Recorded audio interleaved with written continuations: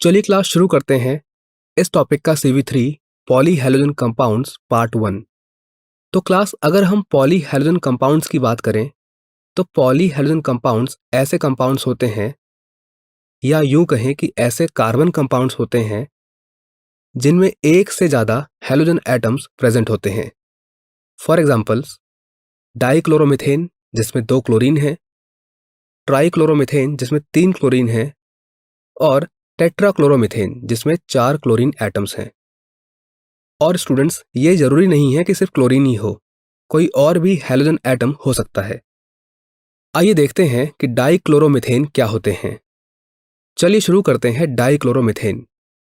तो क्लास अगर हम डाइक्लोरोमीथेन के स्ट्रक्चर की बात करें तो वो कुछ इस प्रकार से होता है, जो लगभग टेट्राहेड्रल स्ट्रक्चर है और इसमें 2 क्लोरीन एटम होते हैं कार्बन के साथ अटैच्ड, और इसी मॉलिक्यूल को हम बोलते हैं डाइक्लोरोमीथेन। इसको हम एक और नाम से भी जानते हैं और वो नाम है मिथाइलिन क्लोराइड। अगर हम डाइक्लोरोमीथेन के यूजेस की बात करें तो क्लास इनका यूज होता है एरोसॉल्स में प्रोपेलेंट की तरह, और इनका यूज होता है पेंट रिमूवर में, यानी कि इनसे हम ऐसे सब्सटेंस बना सकते हैं जो पेंट को रिमूव करने में हेल्पफुल होता है। इसके अलावा इनका यूज होता है ड्रग मैन्युफैक्चर में एज अ सॉल्वेंट, और इनको हम यूज कर सकते हैं मेटल क्लीनिंग में या मेटल फिनिशिंग में एज अ सॉल्वेंट। तो क्लास ये तो आप देख चुके हैं कि डाइक्लोरोमीथेन के यूजेस क्या हो सकते हैं, बट इनके कुछ हार्मफुल इफेक्ट्स भी होते हैं। आइए देखते हैं कि वो क्या हैं। अगर मिथाइलिन क्लोराइड की एक पर्टिकुलर कंसंट्रेशन एयर में पहुंच जाए तो उससे क्या हो सकता है। क्लास इससे देखने और सुनने की जो हमारी क्षमता है वो प्रभावित हो सकती है। इससे डिजीनेस होती है, नौसिया होता है। इसके साथ साथ हमारे फिंगर्स और टोज में नम्बनेस आ सकती है।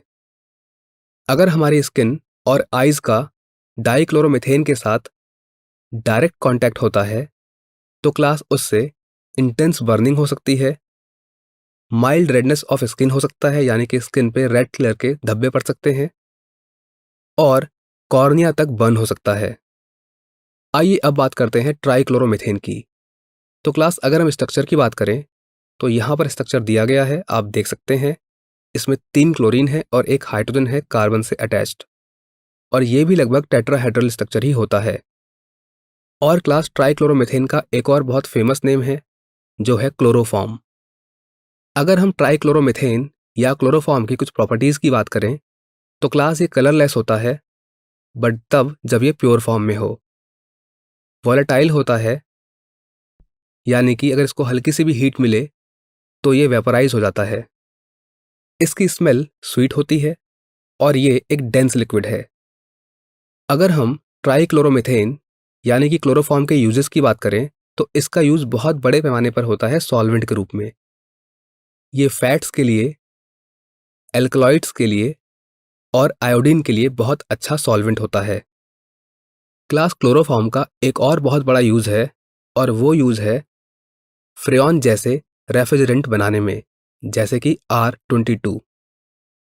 इसके साथ साथ क्लोरोफॉर्म का यूज सर्जरी में भी एज एनेस्थेटिक कंपाउंड के रूप में होता आया है, लेकिन इसके टॉक्सिक नेचर के कारण अब इसको रिप्लेस कर दिया गया है लेस टॉक्सिक ईथर से। चलिए क्लास अब बात करते हैं ट्राइक्लोरोमीथेन के हेल्थ रिस्क की। तो क्लास इससे क्या होता है, जो हमारा सेंट्रल नर्वस सिस्टम होता है वो डिप्रेस हो जाता है। इससे डिजीनेस फील होती है और हम फटीग महसूस करते हैं। इसको इनहेल करने से हेडेक होता है, और अगर ज़्यादा इनहेल कर लें तो लिवर और किडनीज डैमेज हो सकती हैं। क्लास क्लोरोफॉर्म के हेल्थ रिस्क प्रोड्यूस करने का एक और बहुत ही मेन रीज़न होता है, वो ये है कि जो क्लोरोफॉर्म है अगर वो सनलाइट के उपस्थिति में रख दिया जाए तो वो फॉस्जीन जैसी गैस प्रोड्यूस करता है। तो क्लास अगर क्लोरोफॉर्म है और वो एयर में उपस्थित ऑक्सीजन से रिएक्शन करता है सनलाइट की प्रेजेंस में, तो वो बनाएगा कार्बोनाइल क्लोराइड जिसको हम फॉस्जीन गैस भी कहते हैं, और साथ में HCl। अब क्लास ये जो फॉस्जीन गैस है ये एक पॉइजनस गैस होती है, तो इसका मतलब यदि क्लोरोफॉर्म को खुला छोड़ दिया जाए तो वो पॉइजनस गैस फॉस्जीन प्रोड्यूस करेगा। आइए क्लास बात करते हैं एक और इम्पॉर्टेंट कंपाउंड ट्राई आयोडोमिथेन की। तो क्लास अगर हम स्ट्रक्चर की बात करें तो वो कुछ इस प्रकार से है, लगभग टेट्राहेड्रल, और ट्राई आयोडोमिथेन को हम आयोडोफॉर्म के नाम से भी जानते हैं। ट्राई आयोडोमिथेन को पहले एंटीसेप्टिक की तरह यूज किया जाता था, और क्लास इसकी जो एंटीसेप्टिक प्रॉपर्टी थी ये इसके खुद की वजह से नहीं थी। ट्राई आयोडोमिथेन एक ऐसा कंपाउंड है जिसमें से बहुत ही ऑब्जेक्शनल यानी कि गंदी स्मेल आती है।